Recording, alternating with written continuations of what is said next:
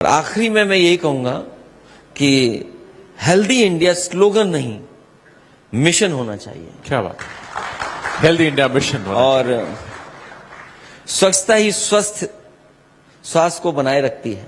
स्वच्छता, सफाई, स्वच्छता, हाइजीन, सैनिटेशन। इसलिए मैं एक बार फिर सभी अपने एक्सपर्ट्स का और आप सबका बहुत बहुत धन्यवाद और आभार प्रकट करता हूं। हमारे समाजवादी पक्ष ये है कि कोई भी गरीब अगर अस्पताल आता है तो उसका इलाज फ्री होना चाहिए, और एज ए मॉडल हॉस्पिटल या एग्जेम्पलरी काम समाजवादी सरकार में हुआ, जहां पर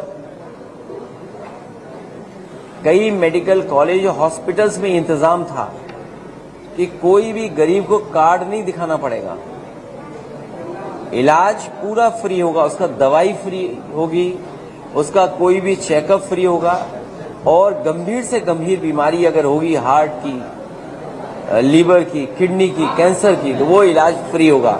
हम कार्डों के पक्ष में नहीं हैं, हम इस पक्ष में हैं कि फ्री इलाज हो गरीब का। और अगर आप विकसित भारत का सपना देख रहे हैं और विकसित भारत का अगर नारा दे रहे हैं और आपके विकसित भारत में अमृत काल चल रहा है, तो कार्ड की वजह से कोई वापस हो जाए, कार्ड की वजह से किसी परिवार का इलाज ना हो, और कार्ड में क्योंकि लिमिट है और कई जगह कई बीमारियों में मान लीजिए हड्डी का इलाज होना है, कूला बदलना है, तो कूला बदलने में भी रेट है, आपका हार्ट के लिए स्टंट पड़ना है उसका भी रेट है। तो हालांकि सरकार ने मानक तय किए हैं कि कौन सा उस लिमिट में आता है, लेकिन हमारा ये मानना है कि सबसे बेस्ट क्वालिटी का जो हो वो सरकारी अस्पताल में और फ्री इलाज हो। सर, कांग्रेस ने आरोप लगाया कि 1100 करोड़ देश का मोदी जी ने लॉस कर दिया, जो झूठ के डर से चाबर पोर्ट जो ईरान में से हट गए। इस सरकार को हटाओ।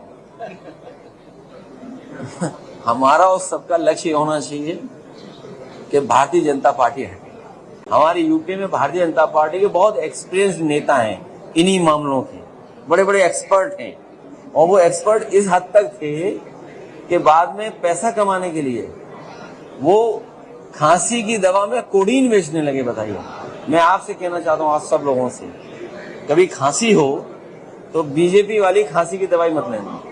हम सुप्रीम कोर्ट जाएंगे, हम अपनी लीगल टीम को कहेंगे कि सुप्रीम कोर्ट का दरवाजा खटखटाएं, जिससे ये बात साफ हो जाए कि राज्य निर्वाचन आयोग की वोटर लिस्ट ठीक है कि हमारे जो भारत का निर्वाचन आयोग है उसकी वोटर लिस्ट ठीक है। क्योंकि एसआईआर में ये घोटाला करना चाहते हैं, जैसे इन्होंने कफ सिरप में घोटाला किया, नोटबंदी में घोटाला किया, जीएसटी में घोटाला किया, मां गंगा को साफ नहीं किया, और क्या बताएं फिर आपको। हमारे मुख्यमंत्री जी क्या कह रहे थे कि हमारा 4 करोड़ वोट कट गया है।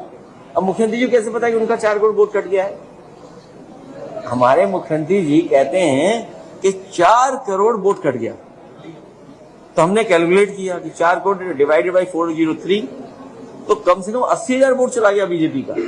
तो इसलिए घबराए हुए हैं, अब भाग रहे हैं कि फॉर्म 6 कैसे भरवाएं, और हम लोग भी नजर रखे हुए हैं, फॉर्म 6 भरवाओगे हम एफआईआर कराएंगे। अगर आप नकली फॉर्म 6 भरवाओगे, अधिकारियों के माध्यम से दबाव बनाओगे, क्योंकि अधिकारी भी दबाव बना रहे हैं कि हमारे वोट बढ़ा दो, तो हम भी एफआईआर की कॉपी, एक प्रारूप तैयार कर दिया, ऐसे कागज लिख करके बस नाम ऐड करना है कि किसका फर्जी वोट है और एफआईआर लिखाएंगे। मैंने कहा कि मैं 80 लोकसभा भी जीत जाऊंगा तब भी ईवीएम नहीं पसंद करूंगा, मैंने लोकसभा में कहा।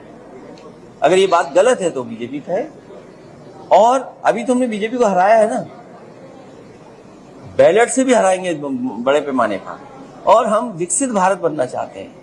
तो हमारे जो डेवलप्ड कंट्री है दुनिया में, जर्मनी, मैंने कोट किया है और कई बार कोट किया, फिर कहता हूं कि जर्मनी में ये बात मानी जाती है कि अगर आप ईवीएम से वोटिंग कराएंगे तो अनकॉन्स्टिट्यूशनल माना जाएगा। अमेरिका में चॉइस है। जापान, जिसने इन्वेंट की ईवीएम, वो ईवीएम से वोट नहीं डलवा रहा। और हमारे यहाँ तो लोग बेचारे जागरूक नहीं है, पढ़े लिखे नहीं है। अभी तो हम उन्हें हाथ धोना सिखा रहे हैं, हाथ धो के खाना खाइए, अगर बीमार है तो इलाज कराने जाइए। और प्राइमरी एजुकेशन कैसी है आपसे बेहतर कौन जानेगा। सरकार ने ये कहा था कि हम किसान की आय दोगुनी करनी है, लेकिन जिस तरह महंगाई बढ़ी है तो आय दोगुनी नहीं होती दिखाई दे रही है। तो किसान की जरूरत की चीजें तो महंगी हो गई। मान लीजिए उसको बिजली महंगी हो गई, आपके मान लीजिए उसके सिंचाई के लिए चीजें महंगी हो गई, खाद महंगी हो गई, डीएपी महंगी हो गई, उसकी दवाइयां महंगी हो गई, कीटनाशक दवाइयां। तो एक तरफ तो लागत बढ़ती जा रही है, लेकिन पैदावार का मुनाफा नहीं दे रही सरकार। और इस सरकार ने कहा था कि हम किसान की आय दोगुनी कर देंगे।